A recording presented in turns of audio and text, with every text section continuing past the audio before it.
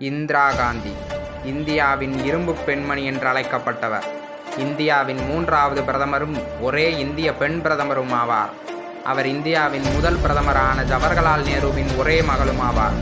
இவரது இயற்பெயர் இந்திர பிரியதர்சினி. பெரஸ் காந்தியுடனான திருமணத்திற்கு பின்பு இந்திரா காந்தியாக மாறினார். இந்தியாவின் 2வது பிரதமராக இருந்த லால் பகதூர் சாஸ்திரியை தொடர்ந்து சில நாட்கள் தற்காலிக பதவி வகித்த குல்சாரிலால் நந்தாவுக்கு பின்னர் ஜனவரி 19, 1966 பிரதம மந்திரியாக பதவியேற்ற இவர் மார்ச் 24, 1977 வரை பதவியில் இருந்தார். 1977 நடைபெற்ற பொதுத் தேர்தலில் பெரும் தோல்வியடைந்த இவர் 3 ஆண்டுகளுக்கு பின்னர் நடைபெற்ற தேர்தலில் மீண்டும் வெற்றி பெற்றார்.